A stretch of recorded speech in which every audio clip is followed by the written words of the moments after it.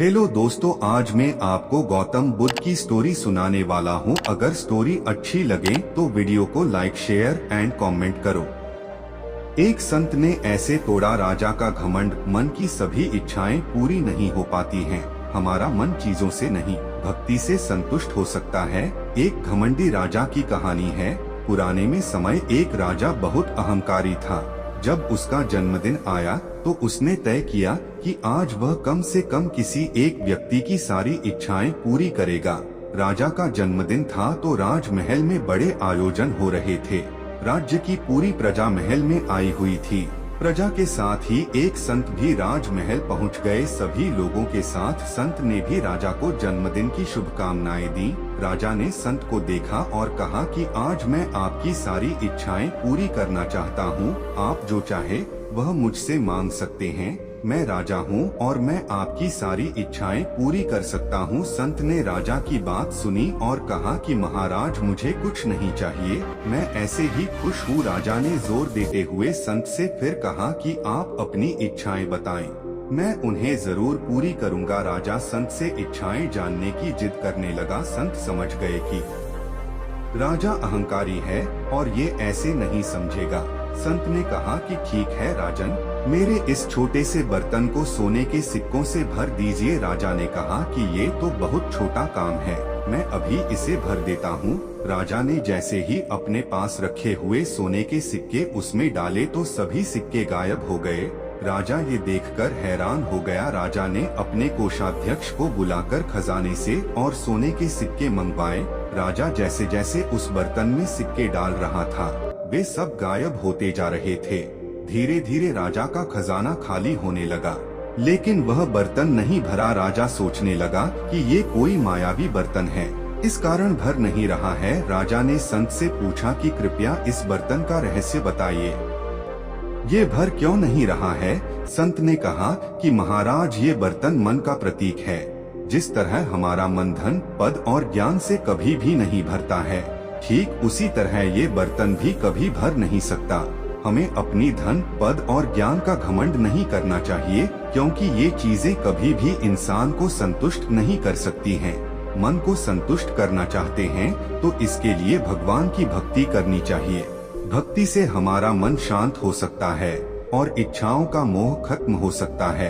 कभी भी घमंड न करें और मन को भक्ति में लगाएं। संत की बातें सुनकर राजा को अपनी गलती का एहसास हो गया। उसने संत के सामने अपनी गलती स्वीकार की और संकल्प लिया कि अब से वह घमंड करना छोड़ देगा। एक राज्य में एक राजा राज करता था और वह बहुत ही घमंडी था। लोगों को कुछ भी नहीं समझता था, लोगों पर अत्याचार करता था और परेशान करता था। वह जबरदस्ती कर वसूलता था। फिर एक दिन उस राजा ने सभी से कर वसूलने के लिए अपने सेनापति को भेजा। जब सेनापति अपने साथ कुछ सिपाहियों को लेकर कर वसूलने के लिए जा रहे थे तो रास्ते में उन्हें एक आदमी मिला और सेनापति ने उस आदमी से कहा कि तुमने बहुत समय से अपना कर नहीं दिया है। इस पर उस आदमी ने कहा कि मेरे पास अभी कर चुकाने लायक धन नहीं है। फिर सेनापति उसे पकड़कर अपने साथ ले गए हो राजा के सामने उपस्थित किया और कहा कि आदमी कर देने से मना कर रहा है।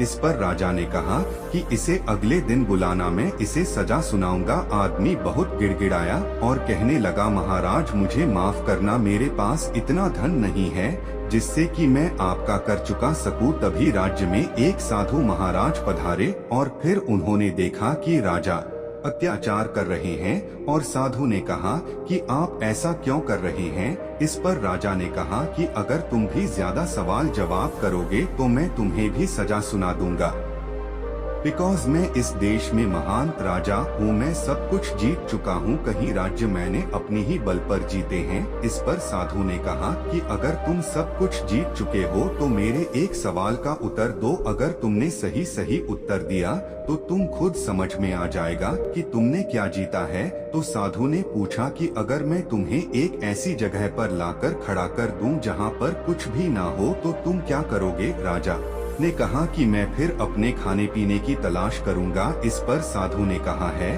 कि अगर तुम अपने खाने पीने के लिए किसी को क्या दे सकते हो? राजा ने कहा कि मैं अपने खाने पीने के लिए अपना आधा राज्य भी दे सकता हूँ। फिर साधु ने कहा कि अगर मैं आधे राज्य पर भी ना मानो तो तुम मुझे और क्या दोगे? तब राजा ने कहा कि मैं पूरा राज्य दे दूंगा। फिर साधु ने कहा है कि आप देख लो कि तुम्हारे पास क्या है। तुम अपनी खाने पीने के बदले पूरा राज्य देने के लिए तैयार हो। अगर तुम्हें खाना ना मिले तो तुम उसके लिए सब कुछ देने के लिए तैयार हो या नहीं कि तुम्हारे पास इसके बाद कुछ भी नहीं रहेगा। इसलिए हर इंसान को इतना घमंड नहीं करना चाहिए कि एक समय ऐसा आ जाए कि उसको सब कुछ खोना पड़े। राजा को बात समझ में आ गई। राजा को भी बहुत घमंड था, जबकि उसे ऐसा नहीं करना चाहिए था। हमें घमंड को हमेशा दूर रखना चाहिए, क्योंकि यह हमें कभी भी आगे बढ़ने नहीं देता है। यह तो हमसे हमेशा दूर रहना चाहिए, बिकॉज अगर यह हमारे साथ में होगा तो हम कोई भी अच्छा काम नहीं कर पाएंगे। यह बात राजा भी समझ गया था। उसके बाद राजा ने घमंड छोड़ दिया था। हमें भी घमंड छोड़ देना चाहिए। राजा ने युद्ध तो जीत लिया था, मगर युद्ध के दौरान उसे बहुत नुकसान हो गया था। अब कोई भी परिवार में नहीं बचा था। राजा बहुत परेशान थे, इसलिए वह सोचते हैं कि मुझे इस महल से भी चले जाना चाहिए, क्योंकि कोई भी इस महल में मुझसे बात करने के लिए नहीं है। वह राजा उस नगर से दूर चले जाते हैं। वह किस जगह पर जाते हैं उन्हें खुद भी नहीं पता था। वह तो अब यह समझ गए थे, युद्ध से कुछ नहीं होता है। हम युद्ध क्यों करते हैं? शायद उनकर मन में यह बात घर कर गई थी, युद्ध से हमेशा नुकसान होता है। अब राजा के पास कुछ नहीं था। वह एक जंगल से होते हुए जा रहे थे। उन्हें इस बात का ज्ञान था कि इस जंगल में डाकू भी रहते हैं, जो कि सभी से सामान को ले लेते हैं। फिर भी वह इस बात को नहीं सोच रहे थे। अब उनके पास कुछ नहीं था जिससे डाकू उनसे ले सके। राजा बहुत थक जाते हैं। वह एक पेड़ के पास आराम करने लगते हैं। कुछ समय बाद उन्हें नींद आ जाती है। जब आंखें खुलती है, वह डाकू को अपने सामने पाते हैं। वह डाकू राजा को देखते हैं। उसके बाद कहते हैं कि इसके पास कुछ भी नहीं है। वह डाकू कहते हैं कि तुम कौन हो? यहाँ पर क्या कर रहे हो? तुम्हें नहीं पता है कि यह इलाका डाकू का है? तुम्हें डर नहीं लगता है? वह राजा कहता है, मेरे पास कुछ नहीं है, तुम मुझसे क्या ले सकते हो? डाकू कहते हैं, यह बात भी सही है, तुम्हारे पास कुछ नहीं है। फिर राजा डाकू से कहते हैं कि तुम यह क्यों करते हो? वह डाकू कहता है कि अगर हम यह नहीं करेंगे तो हमें कौन धन देगा? डाकू कहता है कि अब तो यहाँ पर कोई राजा भी नहीं है, अब कोई रोकने वाला नहीं है। अगर राजा होते तो हम इस बारे में बहुत डर जाते हैं, लेकिन अब कोई राजा नहीं है, इसलिए डरने की जरूरत नहीं है।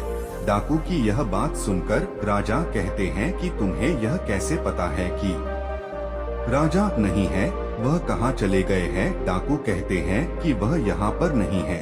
वह क्यों चले गए हैं यह बात हम नहीं जानते हैं। अब तुम्हें यहाँ से चले जाना चाहिए, यहाँ पर कुछ नहीं है। राजा कहते हैं कि शायद तुम सुधरना नहीं चाहते हो, जबकि तुम नहीं जानते हो कि हम ही राजा है। यह सुनकर वह डाकू सोचते हैं कि हमारे राजा इस हालत में क्यों है।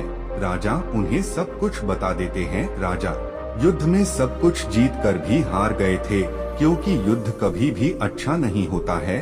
उनकी बात सुनकर आज डाकू भी सोच में पड़ जाते हैं, क्योंकि राजा की बात सही है, वह सब कुछ जीत कर भी हार गए हैं, जबकि हम क्या कर रहे हैं? अपने कर्म पर उन्हें आज दुख होता है। सभी डाकू राजा के सामने झुकते हैं, क्योंकि अजा उन्हें पता चल गया था वह जो कर रहे हैं सही नहीं कर रहे हैं। सभी डाकू कहते हैं कि हम आपका आदर करते हैं, अगर आप फिर से राजा के पद पर जाते हैं तो हम यह काम छोड़ देंगे, हमें भी यह पसंद नहीं है। राजा की उनकी बात सुनते हैं। राजा को लगता है कि अगर मेरी वजह से यह सुधर सकते हैं तो मुझे आगे बढ़कर इनका स्वागत करना चाहिए। उस दिन से राजा फिर से महल में पहुंच गए हैं। सभी डाकू सुधर गए थे, अब वह बहुत अच्छे काम करते हैं। जीवन में अगर आपकी वजह से किसी के जीवन में सुधार हो सकता है तो सुधार जरूर करे। राजा ने देखा कि एक बूढ़ा आदमी उनके रास्ते में आ जाता है।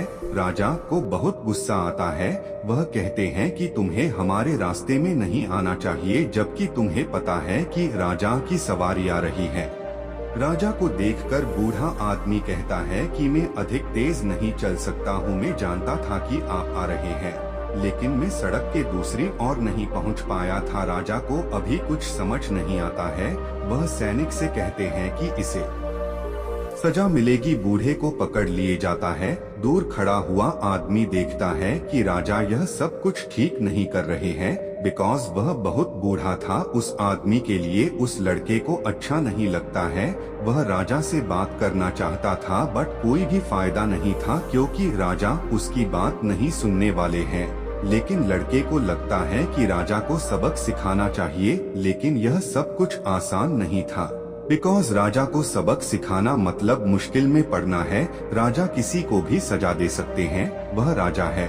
लेकिन वह लड़का जानता है कि यह सब ठीक नहीं है। अगले दिन बूढ़े को सजा मिल सकती है, बिकॉज वह राजा के रास्ते में आया था। लेकिन वह लड़का पहुंच जाता है।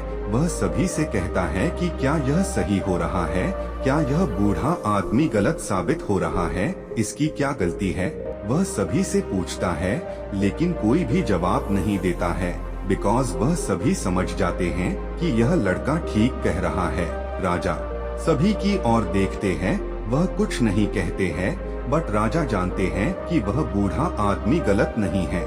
राजा किसी को कुछ भी नहीं कहते हैं। वह बूढ़े आदमी को छोड़ देते हैं। वह लड़का समझ जाता है कि राजा को अपनी गलती का एहसास हो गया था, इसलिए बूढ़े आदमी को छोड़ दिया है। उस दिन के बाद राजा के अंदर बदलाव को देखा गया था। हमें अपने जीवन में ऐसा कोई भी काम नहीं करना चाहिए जिससे किसी को परेशानी का सामना करना पड़े।